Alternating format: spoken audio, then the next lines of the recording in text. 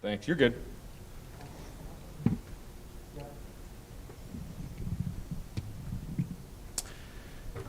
All right, we'd like to welcome everyone to this finalist presentation with Mark Arstein. We're so glad to host Mark on campus and grateful that he has demonstrated interest in this position and congratulate him for getting to this point. Mark currently serves as the Senior Executive Director of Advancement at UHealth as part of the Huntsman Mental Health Institute as well. One of the things that I'll just say, we've got some folks that I know that are still coming into the room, and they'll be joining us soon. Thank you to all of those who have logged on our live stream. And I just want to always remind and make sure that everyone is aware of the way that you can submit questions as well as feedback. And so as we've had this set up, Mark will present to us for about a half an hour, after which we'll entertain some questions, both from the audience in person as well as those that are live streaming. Those that are live streaming, once again, to submit a question, simply email Penny Norman at pnorman@uvu.edu. That's pnorman@uvu.edu. That's also the same email address that you will use to submit your feedback on the finalists. And so we invite your feedback again before Friday at 5 p.m., this Friday, January 22nd at 5 p.m. With that, I don't want to take any more time. Folks in the room, please join me in welcoming Mark Arstein. Thank you. Thank you, Kyle. It is an honor to be here. And I've had a great day so far. This is kind of the culmination, so I'm looking forward to sharing with you all a little bit about me, why I'm interested in the position, somewhat about my experience, then also give you a sense of how I would envision my role in supporting UVU and give you just a little bit of at a high level how we would proceed with our inaugural comprehensive campaign and give you a sense of that as well. I think as Kyle mentioned, we have 25 minutes or so for this presentation. I may take less than that because I'm also very interested in your questions. I think we can drill into some details. I'm going to be at a high level here and look forward to your questions as I complete my presentation. But it is an honor to be here. The first kind of important question to give you guys a sense of, why am I interested in this position and why do I see myself helping to accomplish things for UVU and contribute to your all success and help facilitate your success.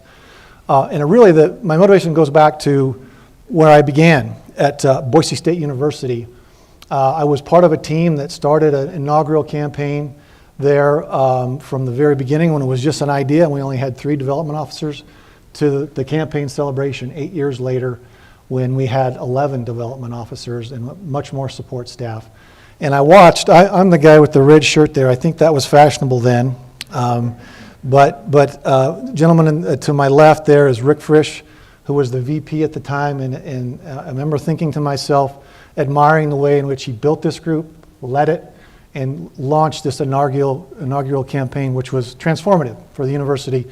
And so I thought to myself, that's what I aspire to be, that kind of leadership, to be able to lead a public university in the institutional advancement division.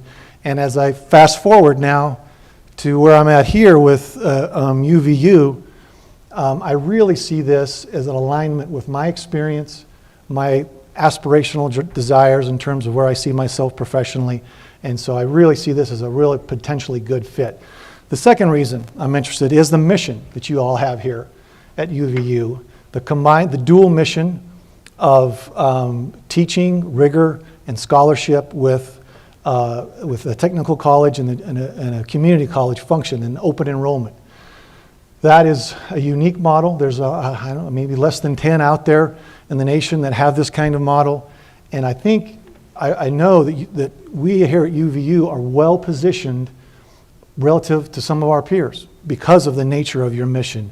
And that's the background I come from, and I really see an opportunity there, and a scalable opportunity to really make a contribution and have an institutional advancement division that reflects this opportunity we have here at UVU. The third reason I'm interested is the fact that we're on the cusp, and a big part of the Vice President's job will be launching this inaugural campaign. And as I say there, it's a transformative opportunity, and I'll talk a little bit more about that later. But it really is a transformative opportunity And it will help us all grow professionally, those of us in institutional advancement. It will help the academic units and the deans and the faculty gain a deeper understanding what philanthropy is and how they need to be involved and take advantage of it. And it really is a process that is transformational, and it's fun to be a part of. I have a great deal of experience involved with campaigns and developed some guiding principles along the way, so that's another reason why I'm very interested and see myself making a good contribution to the team here. Also want to give you a little bit of a sense of who I am so you kind of understand who's up here talking. That's me, I'm the towhead there. I have 3 older sisters. I grew up just 2.5 hours from here in Pocatello, Idaho. Wonderful family, very blessed. The good news is I grew up, and this is my family now. That's my wife Debbie, who's there. Want to wave, Debbie? And my son Calvin is in the middle. This is not the most up-to-date. He's much bigger now. He is currently a sophomore at a college in Minnesota. Next, my daughter Emily in the middle there. She works for a tech company in Chicago, and Grace is in Oakland. She's a civil engineer. So that's my compass. That's a little bit about about me. We do have a dog. That's Milo, and he is irascible. He is a pound puppy we picked up, had for 9 years, but he's part of the family as well. A little bit about my education, so you have a sense of that. My undergrad, political science and public administration, and then respectively at Boise State and Idaho State. And then most recently in the last 5 years, I've been working on my PhD, when my area of research is higher education and philanthropy. And I have just thrived in diving into that scholarship and to the theory behind what we do as advancement professionals. I mention that because in the same way that research informs teaching, research informs learning for students, research in my case really informs my daily practice. And so it's been I love it, I enjoy it. It's not real practical at my age to go get a PhD, but my mother did that late in life and kind of following her footsteps. And again, it's something that really helps sharpen the axe, and I benefit greatly from that process. My dissertation proposal is approved. I've passed my comps, and I'm just now slowly writing my dissertation on that. So that's a little bit about that. Where I've worked, I was 8 years, I mentioned earlier, at Boise State University in a variety of positions, all involving development. I was 5 years overseeing the alumni relations part of that, for that university as well. Tremendous experience. That was at the time when Boise State was on the rise, and Fiesta Bowls, of those of you who are familiar, it was just a really formative time, and it was a great experience. And really, I cut my teeth on how to be an advancement professional and grow and learn in my profession. I spent 8 years at Idaho State University, just up the road a little bit, and oversaw their campaign and facilitated the unit campaigns as well as the overall university campaign and several other special campaigns, as well as overseeing the marketing, communications, and the development officers and functioning there for Idaho State University. And again, a great experience. Again, one of my alma maters and where I grew up, and was just learned a great deal there as well. Most recently, my wife and I made the decision kids are out to college, we would kind of look around over the borders of Idaho and see what opportunities were out there. I'm now at University of Utah. We've been at Salt Lake approaching 2 years, and it's just been tremendous. My professional experience has been just awesome there, and it is. I work in clinics as well as with the School of Medicine and the Huntsman Mental Health Institute. So it's a different environment with which to raise money, a little bit more complicated, but ultimately it does come down to, which I'll talk about a little bit later, the relationships you're building with these benefactors and donors, and a process that we take them through to lead them from a place of interest to where they're ready to write out a check and make a gift that resonates with them. Now, I thought what I'd want to do also is, as you think about who you want, the type of leader that you want to have launch this inaugural campaign and lead the institutional advancement staff and integrate that into the community here at UVU, just to give you a sense of my guiding principles that I've developed here these past 17, 18 years.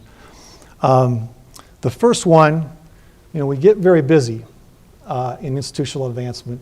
We're talking a lot about money and donors and what's happening, and we're dealing with the intricacies and sometimes the complexity of a university.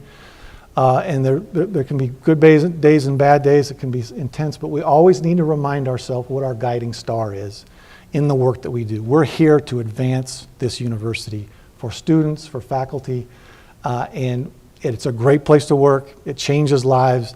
And as the development people, as a member of that advancement team, we need to remind ourselves of that. That's what our compass is. That's our guiding star. Second kind of guiding principle is listening to donors, a donor-centered approach. And what I mean by that is in the same way that as we begin to develop a robust annual giving program, that we do that based on data. Let's survey our alums. Let's survey our constituents, those that may not be alum, but they're part in our database and they're part of the family. What do they say about us? What resonates with them? What is it they're thinking about, they're looking for? And we can base the way we approach them and how we appeal to them based on that data. Let's listen to what they say. And then in the same way, if you're a major gift officer, the best thing you can do into discovering how best to take a donor through the donor engagement process is by listening. That's going to be a key theme. We're going to focus on the donor and listen to them. And then the third thing is purpose-driven and outcome-oriented. And what I mean by that is the words we say and the message that we convey matter. And so when we're talking to a donor, we're thinking about how it is we want to engage and grow our constituency. We have to think of it in terms of purpose and outcomes. Not the first thing we say is dollars. Because if you focus on the dollars or a metric, you're going to decrease your ability to be successful. We want to focus on what purpose does that donor want to invest in. So they're not giving to U of U, they're giving through U of U to accomplish a goal that resonates with them. So that's a recurrent theme you'll hear from me, and there's research on that. We'll be more successful if we say that we convey that kind of message. That's how we talk to each other. It's about impact and outcomes and the purpose. Second thing, developing major gifts is a repeatable process. For those of you that are in here, major gifts officers and the like, we have the ability, we identify and qualify somebody. Then the next stage typically is go through cultivation, negotiate, and close. And in the midst of those pillars, there's great opportunity for creativity and innovation, how it is you take that donor through the donor engagement process.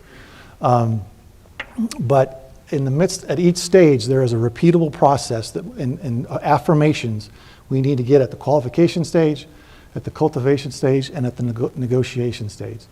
That is a repeatable process. And so that is going to be the culture around how we approach our major donors and how we're working with them. And that's something that I think is going to be important to equip our team with, is that kind of understanding of what that repeatable process is, and the opportunity for creativity in the midst of that. Another,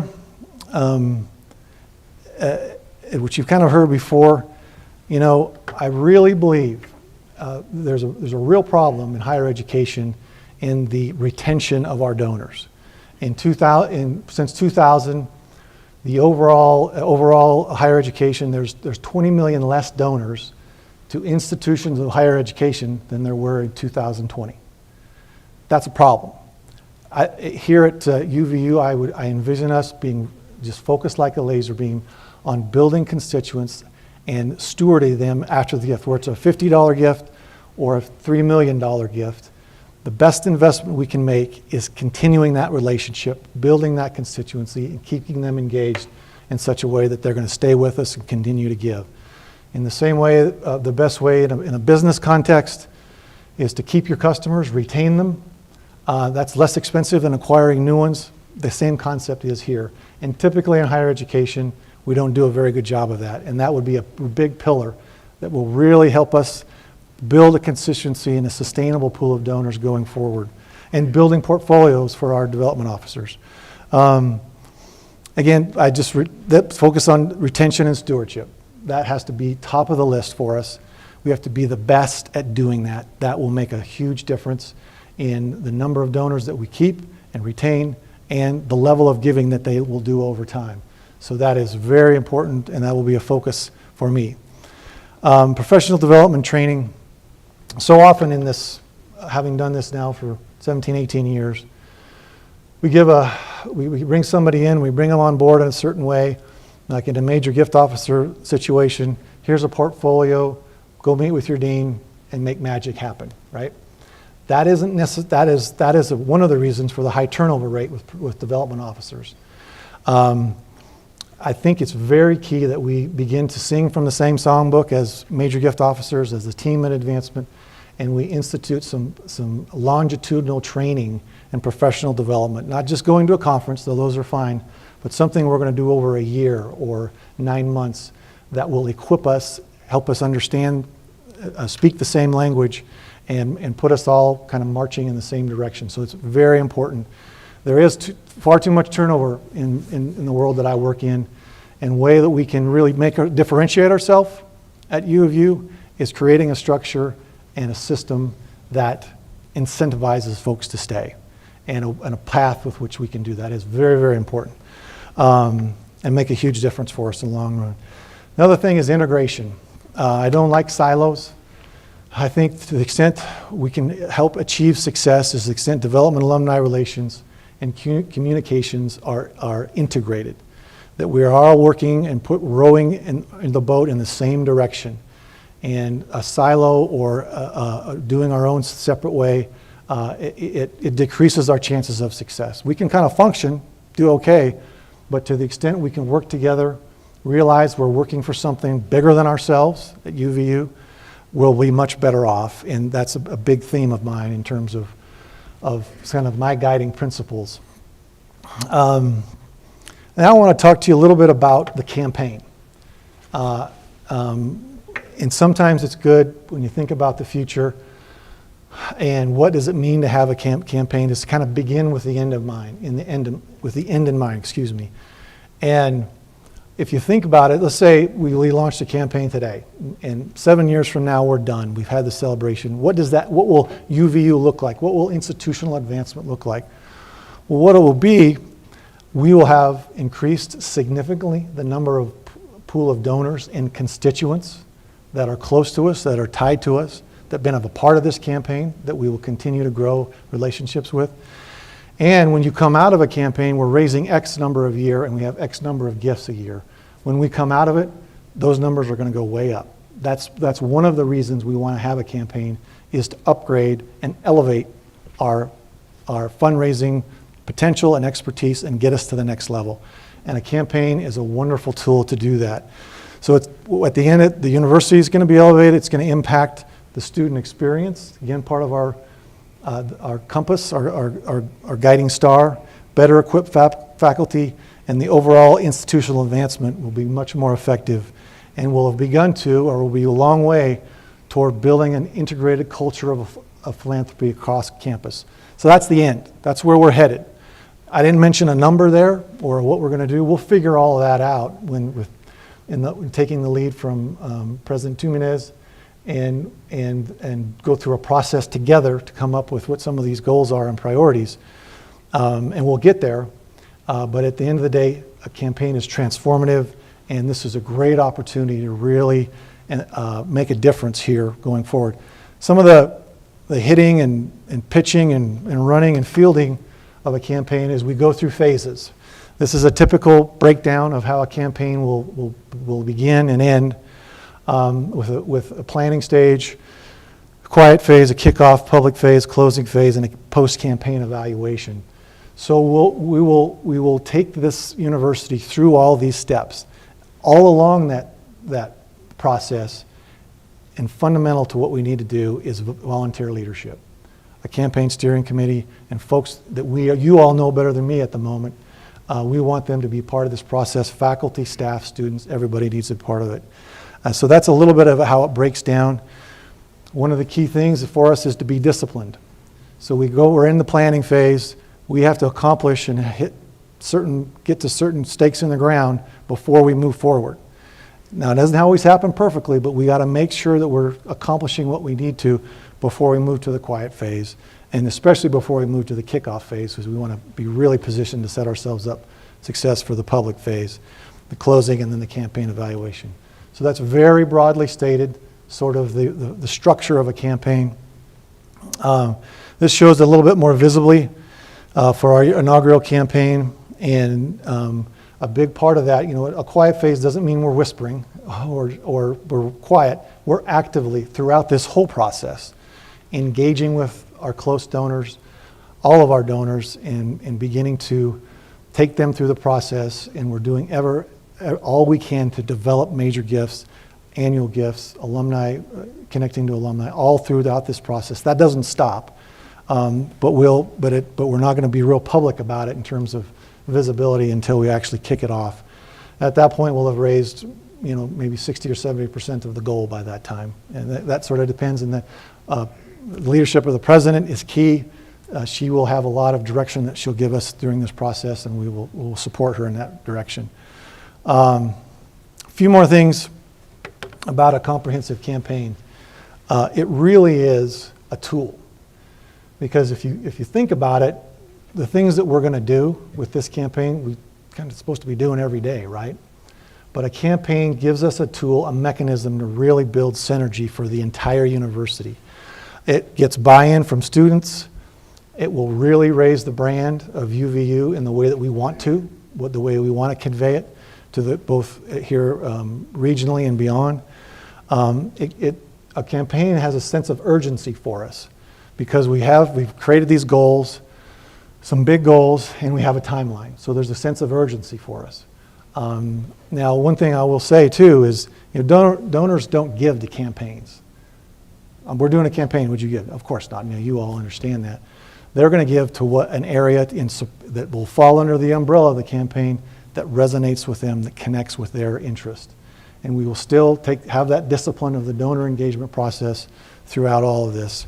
It's an opportunity to upgrade our database and operations. That's part of the planning phase. Before we move too far forward, we want to make sure we have the database and the operations to really well equipped to set us up for success for a campaign.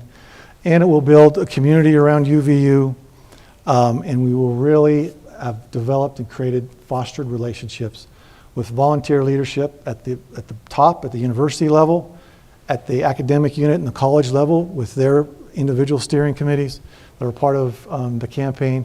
So we'll have engaged some people that we're working shoulder to shoulder with to accomplish these goals during this process. And it'll be a great experience for them too.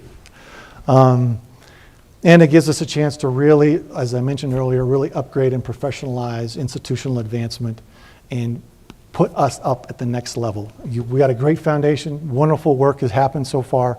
This is an opportunity to take it to the next level and build on a good foundation that we've seen so far. So I mentioned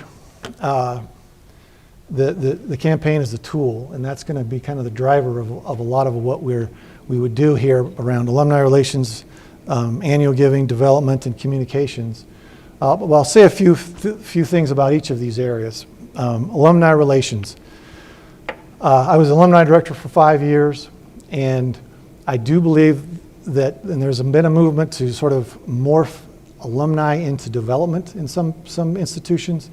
I don't think that's a good idea. I think that alumni needs to have its signature area, an engaging alumni, and not just be part of development.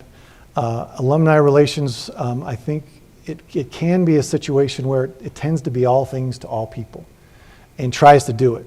The key, what we did as an alumni director at Boise State is we, after some launching some strategic analysis, talking to our board and our alums and doing some research, we came up with 3 or 4 things that we're going to do really well as an alumni department. And it's based on what our demographics are, who our constituents are, and pick our lane. And we're going to do those things very well, all that lead up to engaging our alumni and our friends and the community. I think it makes sense to broaden our definition of who our alumni and friends are, given the demographics of UVU. To pick a lane at Boise State, we picked advocacy. So we we created the Bronco Advocacy Network, so a network of alumni would lobby and have a presence on the legislature. We focused on students. We created a Student Alumni Association tied to a legacy scholar where we raised money for an endowment in support of students whose parents or relatives went to BSU. And that was a tremendous success. And so it really brought synergy with the Student Alumni Association tied to our board. They were at all our meetings, and they were the life of the party. They were just wonderful to have. And we created, by the end, I think when I left, there was about 17 or 18 full-ride legacy scholarships that were from the spinoff of the endowment. And now I think they're in the 40s.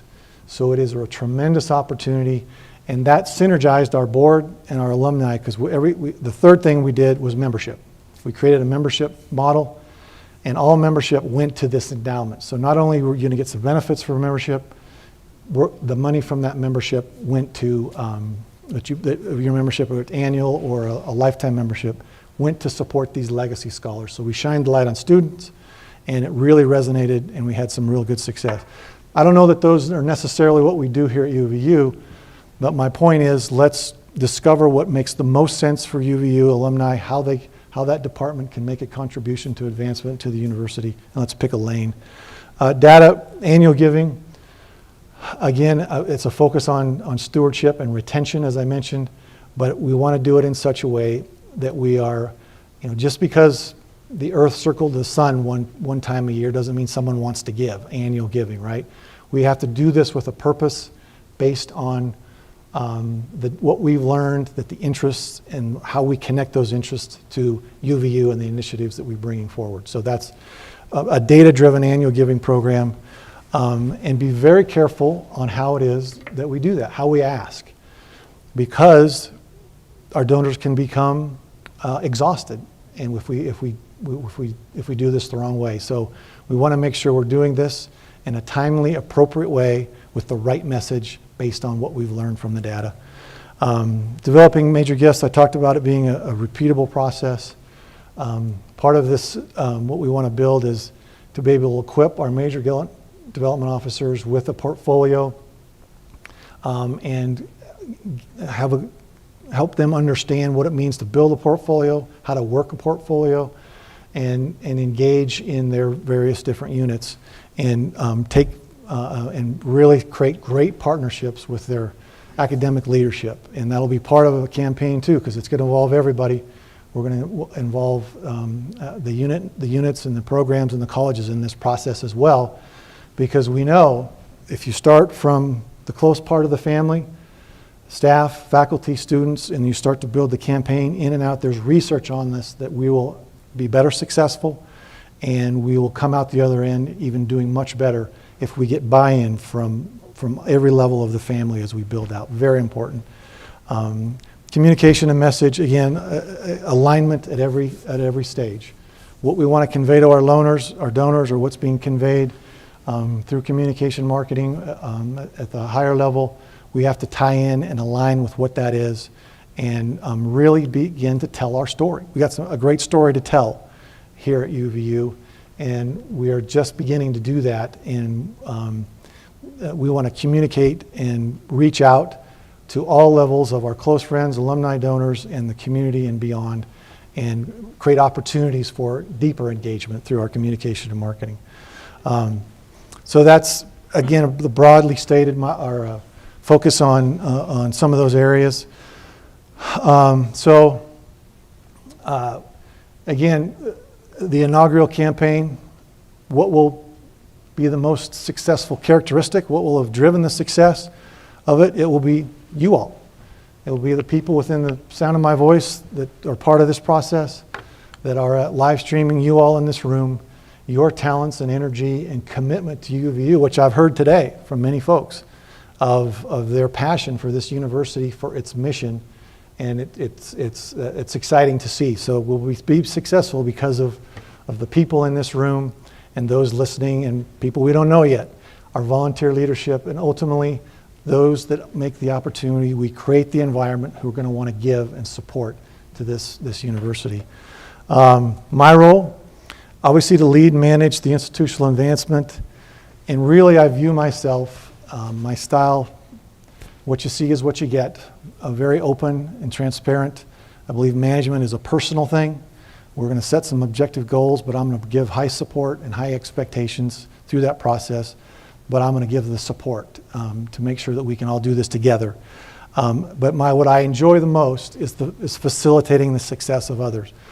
I've been doing this a long time, had some successes, but at every instant, my success has really involved the collaboration of multiple people to make something happen. That's the sizzle for me. That's the fun part, is helping to facilitate a team, build a team, and facilitate the success of others.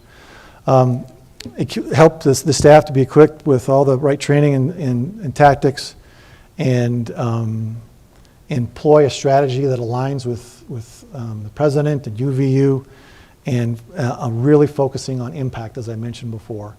We're going to put some dollars, we're going to figure out what the priorities are, what it is that would be the major pillars of the campaign, and we're going to put some dollars alongside that. But we really want to focus on what is the impact that these initiatives and these buildings and endowment and growing the endowment, what the impact is going to be. So again, engaging with our stakeholders, it's going to be a transformative process, and actually it's a lot of fun, and it's great to be a part of something bigger than yourself as we launch this campaign. So the last thing, as Vice President, my role is to create the conditions that allow those who work in advancement to use their time and talents most rewardingly and productively, and transfer that enthusiasm for philanthropy across campus, to build it out. And so I see my role a variety of things, but it really is equipping and facilitating the success of my team and success in philanthropy across the campus. Questions? Well, before we go to that, let's move around the slide. We will get a couple of mics here, and again, Penny and I will rotate between those that have come in, and we'll start with anyone in the room that would like to get us kicked off. By the way, Penny, I think there's another mic over here that is ready to go. So.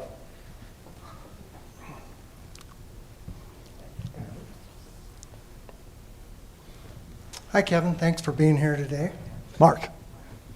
Oh, hi, Mark. That's okay. Hi, Mark. Thanks for being here today.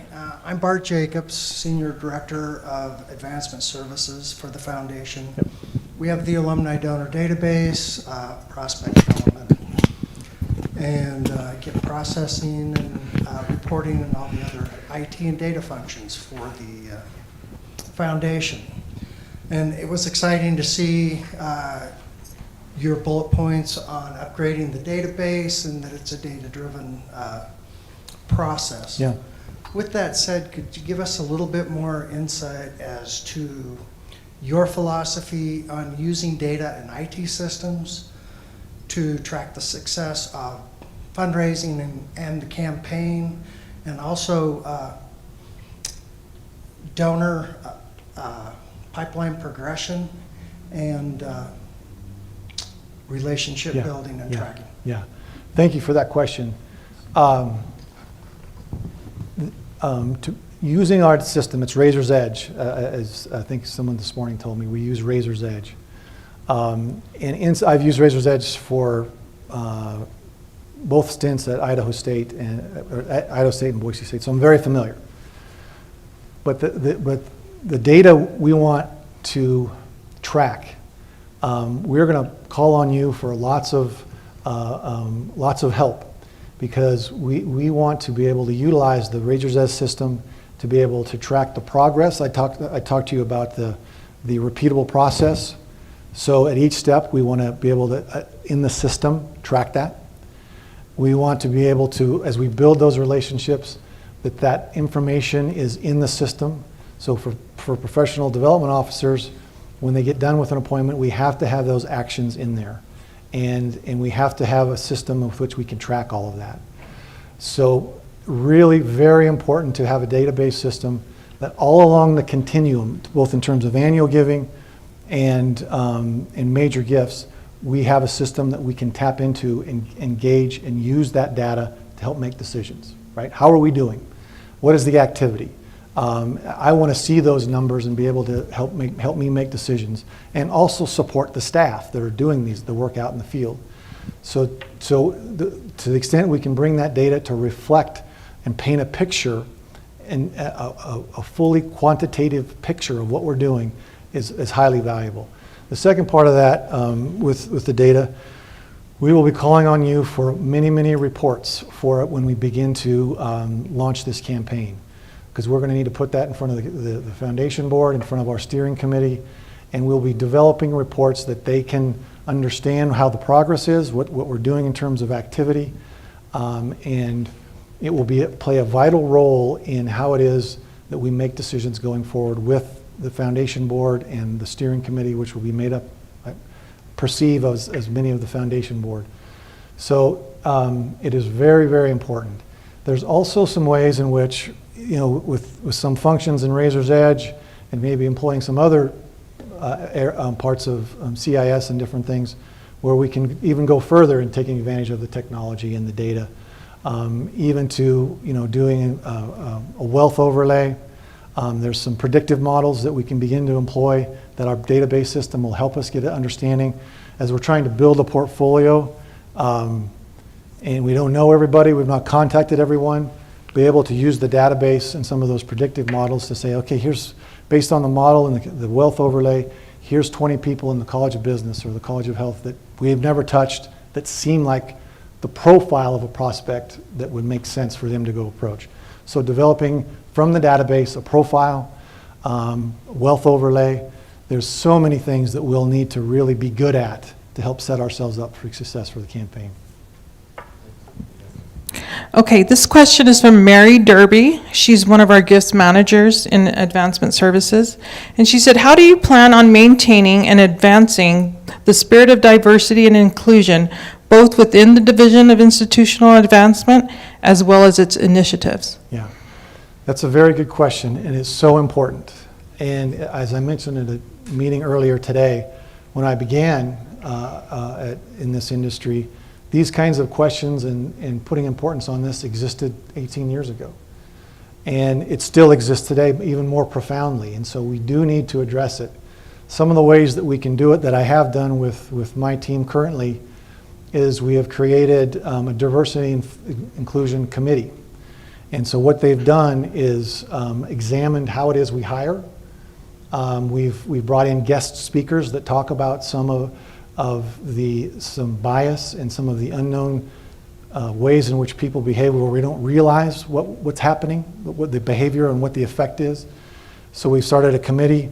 The third thing, that's on the agenda every week when we meet with my team, is how's that going?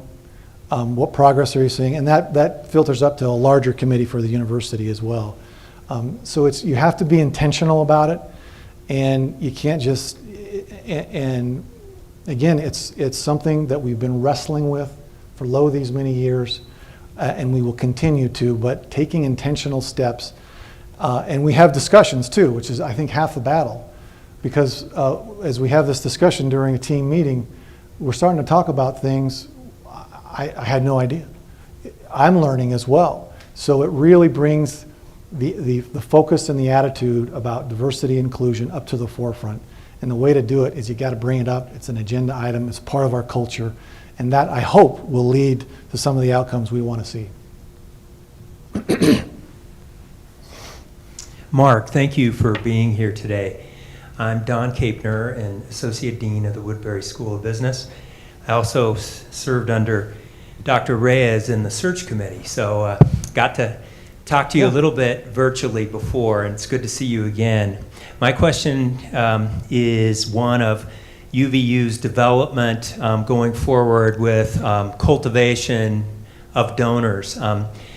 In the College of Business, we have 30 or 40 members of our National Advisory Board, and I'd say 90% plus did not graduate from UVU. Yeah. They are excited about our mission, and in focus on the business school is to be the top teaching business school in the state of Utah, and also to, in addition to their traditional credentials, to add other credentials to our business and differentiate them in that way from other graduates. And that resonates with many of the National Advisory Board members. My prior experience lends me to believe that in a young university, sometimes the business school or another school that has a well-developed group of potential donors or current donors are the farm team for the university board of trustees, and then part of a major capital campaign. We both the dean and I believe that we want donors to be want them to go wherever they want to go, but at the same time, there's that push and pull that happens when you discover that someone has great capacity. How do you deal with those situations? I'm sure you've dealt with it, and how would you work with the schools to both achieve their objectives and the universities? Yeah. Well, thank you for the question, Dr. Kapner. I have dealt with that, and in a business college environment, where I'll give you an example. At Idaho State University, we built from the ground floor what we call the leadership board. So its function was a little bit unique, much more participatory than a typical advisory board. And on that board, we had people whom have graduated, went on to tremendous success. It was a lot of hard work to bring them back to the school because there was some difficult times with politics and presidents, and people got their feelings hurt and upset about things. But we created this board, and not more than a year after we'd done it, we had some success in fundraising. Some new gifts came from these people, 3 or 4 in particular. And suddenly people are looking over and say, well, what's going on with the business college and what's happening over there? And the best way that I can say it is to deal with that, and the way we navigated it then, they wanted them to come over on the foundation board. We had a great working board, operating, functioning, raising money, participating with the dean. It was awesome. And the reality is, as I spoke with a gentleman who I still have a friendship with, is that kind of leadership and role model will serve the university. So if they want to do it, wonderful. Knowing that their heart still remains with the College of Business. And so I think you navigate those waters with high levels of communication and empathy, and put everything out on the table, And I said to Bruce Nelson, I said, they're wanting you to lead. He was the chair of our leadership board, and suddenly after a year, they want to pluck him and put him in the foundation board. And I actually said, his level of leadership and his skill will serve the university wonderfully, and I said, go do it. Ultimately, he didn't want to do it. But now, as you look at that board, I don't remember the number, but we had a leadership board from the College of Business of about 11. It's turned over. We were very disciplined in who we asked on that, and there's about 6 of them now that are on the foundation board. So you view it holistically. Your heart's with College A. Let's cultivate them towards that. But if they want to serve and they're asked to serve at a higher capacity, let's have that conversation and let them do it. But we always want to be empathetic and focus on that volunteer, that donor. Okay, Jared Sumption, who is our Associate Vice President and Athletic Director, says, please talk to us about the role you see athletics playing in the overall university fundraising strategy. Yes, thank you for that question. I think it needs to be at the top. That the athletic program here at UVU, now many of this is minor, it's new, there's new, we haven't been playing football since 1921 or whatever, or basketball, not playing football. So there's some newness to it, but leveraging and using athletics and supporting them and making sure that athletics are equipped with the right level of professional fundraisers is really important, because we want athletics to be successful. We want our teams to be successful, the baseball, the basketball, softball, and we want to support the athletic department all we can to bring in people we wouldn't otherwise bring in to our family, but they will because of the baseball team or the basketball team or the softball team or the soccer team. And so I think it's vitally important to have a robust and strong athletic development department. And we want to do that, and the best way we can do that, it's great to hear from the athletic director, is we do that in collaboration. We'll have much more success. How can we support you and how can we benefit from each other as we start to build the family at UVU. And athletics is a tremendous window to the university, but let's get folks in the seats, let's get good crowds at basketball games and soccer games, and begin to engage people and support athletics. That will lead to, eventually they'll come over and we'll may have some thoughts about academics as well. But I think it's vitally important.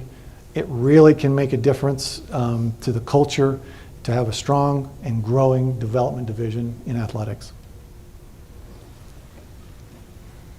Thanks, Mark. My name is Sean. I'm with the Alumni Relations team and also an advisor to a group of students here in the Student Alumni Association. Now, you mentioned at the beginning of the presentation, as part of our mission statement on campus is to educate our students and get them well placed beyond college as well. And then looking at your slide, when it came down to your guidelines of what your principles are as you looking to join our campus, my question to you is, where do the students fall into this category of all the principles that you've shared with us? And how do you build that bridge where our students can become some of the greatest alumni and become the greatest donors to the university as well? Yeah. Well, again, as I mentioned in my past life, the focus on students from an alumni engagement perspective, and I put on the board there, I didn't mention it, I skipped over it. It's the concept 2 to make 3. So the last 2 years of your experience here at UVU, we need to create avenues for those students to understand there's life after UVU. Whether you're a non-traditional student or a traditional student, whatever demographic you are, programs and initiatives and even just small little tactics that help them understand you're part of a broader community. We do tremendous things. You need to stay engaged. And so that's one thing. The second thing is, how can we as an alumni department support students that will and bring visibility? And like I say, we did that through scholarships and through a legacy scholarship program. And we created a student alumni association group. And I think part of that, those are some tactics. But I think really, we really need to find avenues to tell our story about these great alums that have come out of here. And how do we involve them? How do we connect them to our students now through mentorship program? Any number of ways that we can really help them understand life after UVU and help foster their success. As you mentioned, there's some tremendous alums that have come out of here that we want to highlight, and we want to also contribute to their success. And I think we have time for just one more question. Penny? Okay, this is from Christina, who is our Director of Gift Planning, and she would like to know, what experience do you have in managing a gift planning department, and have you personally brought any planned gifts in? Yeah, I have a lot of experience. Before my higher education days, I was 3 years at the Salvation Army as Director of Planned Giving for the Northwest. And so those vehicles, those financial, both financial and estate planning tools, ultimately will be our biggest gifts to UVU. We may not see them for a while, but it is essential. I probably should, that I think about it, should have been a priority. Because we want to, not only do we want to, you think in terms of total resource development as a major gift officer, as whatever role you play. Part of the conversation is not only about the gift you can give today, but the conversation about leaving a legacy and remembering UVU in your estate plan. Now you have to be strategic about when you bring that up, and you have to be thoughtful about that. But I've had a ton of experience working with all vehicles from estate plans to charitable remainder trusts to CRUTs, and I've been a part of that process. And I guess I'd put it this way, in putting those vehicles together and having those conversations, I know just enough to say we need to get a professional involved, right? But I do have a great deal of experience in that. It has to be a priority for us because the landscape of higher education, some of the most consistent and biggest gifts will come from estates. And sometimes we get busy and we forget about that. We need to actually have an active way in which that we convey that message to our constituents. Folks, can you join me in thanking Mark Arstein for joining us? Thank you very much. Let me wrap this up by giving one last invitation to everyone that has been able to participate in these finalist sessions and presentations to please submit your feedback to pnorman@uvu.edu. And the final thing I'll ask for is just a round of applause for those that served on the search committee. I do want to acknowledge some great individuals who really have opened my eyes in terms of the critical nature. I knew this was important, but after engaging with those that served on the search committee in terms of how exciting this opportunity is for the university, will you join me in thanking those that served on the search committee? And with that, thanks so much, everyone. Thanks, Kyle.